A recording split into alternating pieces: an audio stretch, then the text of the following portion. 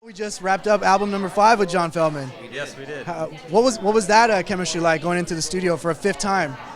Well, I mean, we're pretty used to being in the studio. Jinxx and I have our own studios, so that's what we live for. You know, if we're not touring, we're always in the studio.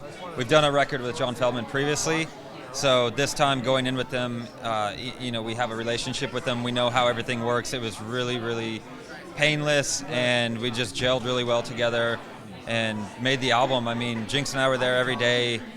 I don't know, what was it? November, December of 2015. We just got off tour. We did Aftershock. I think was our last show. It was a festival.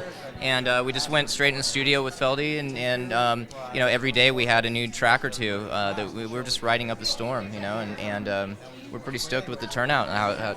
What's different this time around? I mean, you guys have experienced multiple massive tours. You guys have experienced, you know, 5 records already.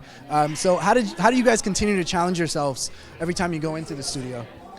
I mean, for me, I think it's just as far as songwriting, trying to outdo ourselves and not putting out the exact same thing. You know, so many bands just play the same kind of riffs and breakdowns and everything sounds the same. So it's just trying to create something that sounds different, even from what we've done, but still not get too far off track and make fans be like, what the hell are you doing, you know, and like, I don't like this anymore, but try to keep the fans, get a bigger fan base, but make everybody happy at the same time. So we try to mix it up with heavy stuff, the ballads, the radio rock kind of stuff, and just kind of give the albums a little bit of everything for somebody.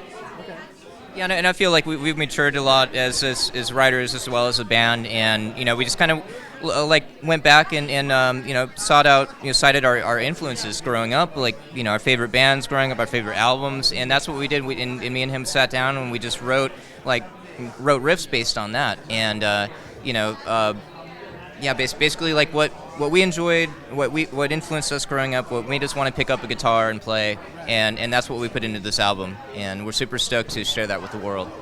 Now, Andy was able to focus on his solo stuff for a little bit.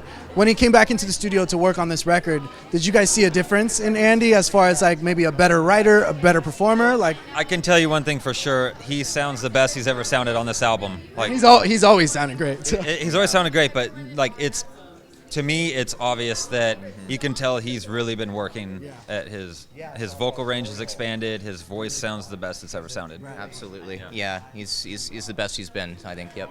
Do you guys have a date for the album yet? Sometime this year? We're looking at September, I think. It should be out September. We don't have an exact locked-in date, but an idea. It should be like end of September, I believe. And then you guys are planning on going on tour again? Like, can we? Because we need that live show. That live show is unbelievable every time. Yeah, well, this fall. We'll be out this fall. We'll be announcing stuff probably this summer. And we'll be doing videos and all of that stuff coming up. So it's coming this fall. Album, tours, all that. All right. Yeah. As mega touring artists, I'm going to call you that now. Okay. As mega touring artists, what does Sweet Relief mean for you guys? We've been musicians our whole lives, or you know, and we've been there where, as struggling musicians, you know, starting out, you know, we know how what it's like to be poor and to be touring, you know, in a van or whatever, or being homeless and health having issues no money and not being able to pay for it because you don't have health insurance and all of that, you know, things like that. We've struggled too. So to be where we are now and to be able to just do something as simple as come play a song for people and to help get people here. It's the least we can do to give something back to the community, and yeah, we're very, very proud and stoked to do it.